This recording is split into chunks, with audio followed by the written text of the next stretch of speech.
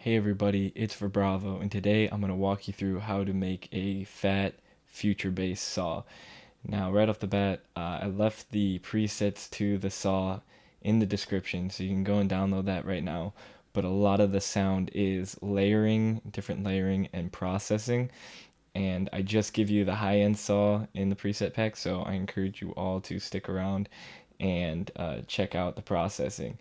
So here's a little sample song I made with the saw.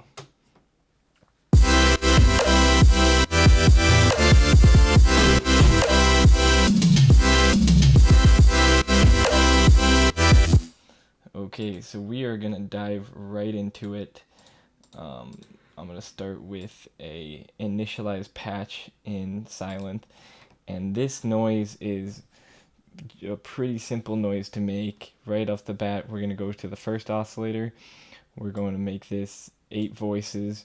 We're going to keep it a saw and essentially keep every setting just like this. Now go up to the top left corner where it says polyphonic. Move these voices up to 14. This will just make the sound a lot fatter. We're going to jump over to oscillator 2. Pitch this one up an octave.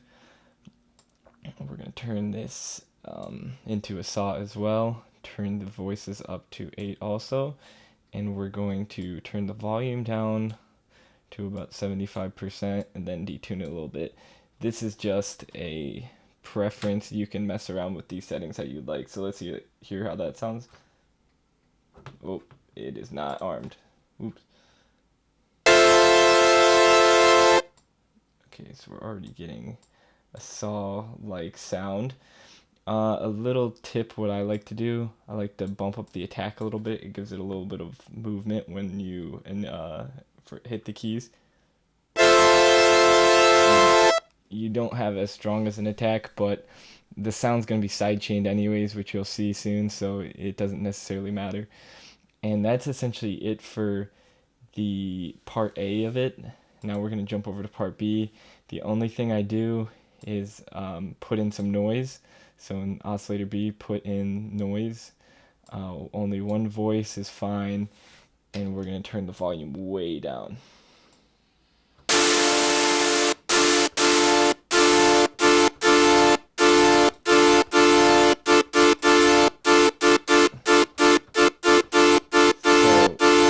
So you can hear that's very minimal, and we're going to turn the attack up on this as well so it kind of fits the other one to make sure they're about the same.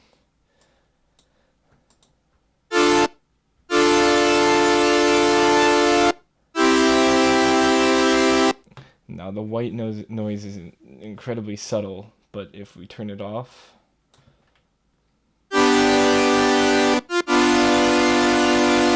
it kind of sounds empty, so it kind of fills. It kind of just fills the spectrum a little better.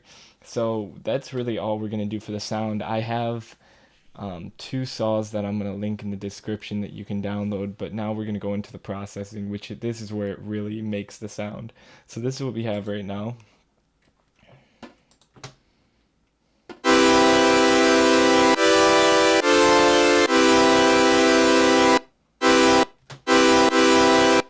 So that sounds pretty nice, but it's a little dry.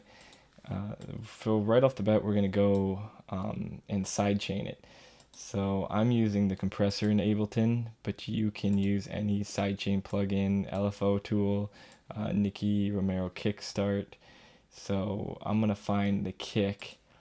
I always like to sidechain it pretty heavily to the kick so you get this kind of pulsing effect.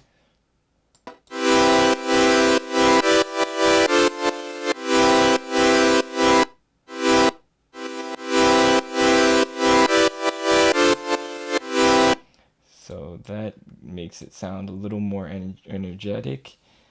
Next, I'm gonna I'm gonna sidechain it to, I have a 4 on the floor sidechain, so it's every quarter beat. It sidechains, which you can do this once again in any compressor or sidechain compression or any plugin like Kickstarter, the LFO tool. If you don't know how to sidechain, that's a completely different tutorial, and I suggest you look that up online. So now this is what we have.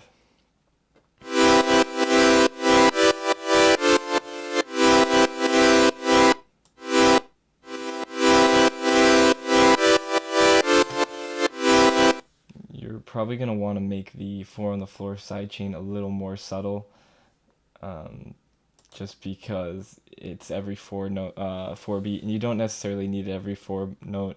With the kick, you know, you want the kick to be able to come through in the mix, so that's pretty essential, but you don't necessarily need it on every 4 notes, so I make it very subtle. We're actually going to go back into the patch real quick. I might add a little bit of chorus to it.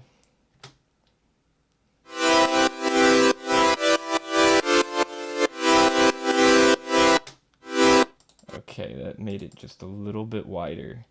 And I'm going to do 2 more things. I'm going to use the over-the-top compressor, the OTT, which is built into Ableton, but it's essentially just a multiband that's really, really compressing each band. And I'm going to turn the amount back on this to around 40%.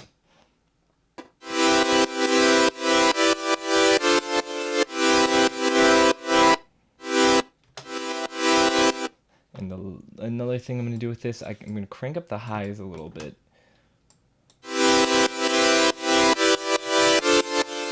You got to be careful that you don't make too bright of a noise and it just hurts your ears, but you'll hear a lot of saws in future bass have those really crisp high ends. So all I did there was just boost the high end a little bit. And for the last step, I'm going to take a reverb, turn the decay time way down, but this is just going to push it back in the mix a little bit. So let's cut out the low end as well. We don't need any low end in there.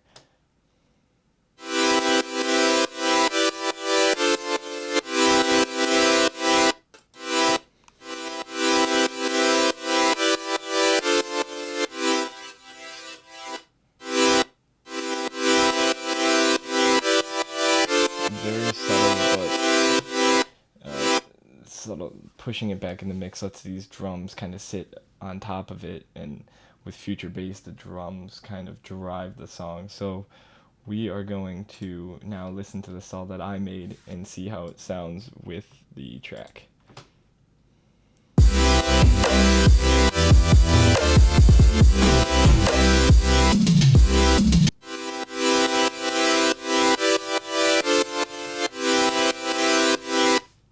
Okay, so the saw itself sounds a little differently, and this is why I'm going to show you the last step of this is just finding layers that work with the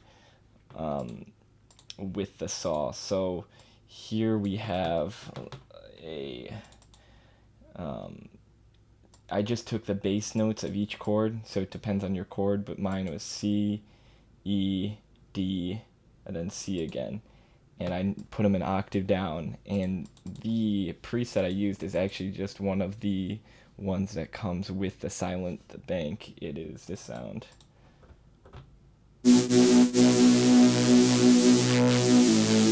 So it's just like a lower bass saw kind of sound, but together with the saw patch I made.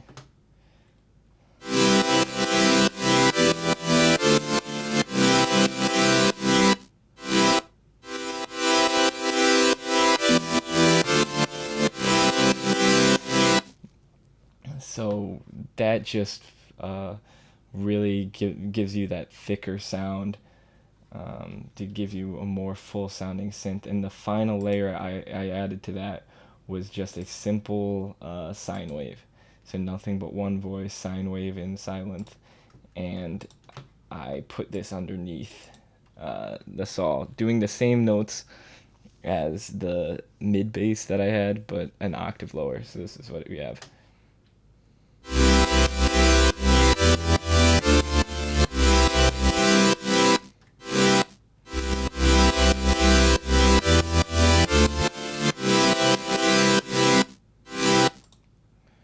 So very subtle.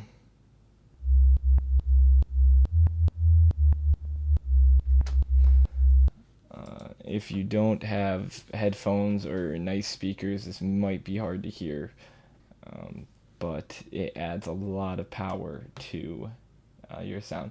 So here's the final product.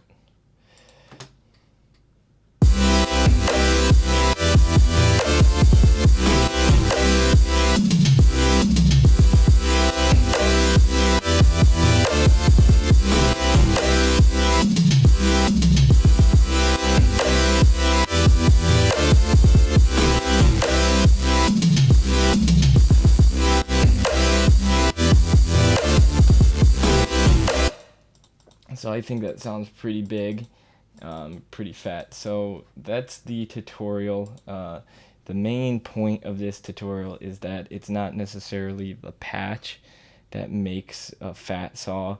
It's good processing and layering. So make sure you have a nice high sound that hits the highs. Usually that's going to be your saw.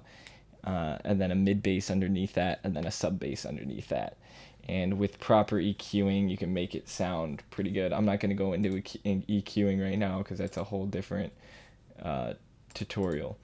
But if you have any questions, make sure to leave them in the comments. If you have any tutorials that you want to request, make sure to also leave that in the comments. I have a ton of great future bass tutorials up right now, so make sure to check those out. And thank you for your time.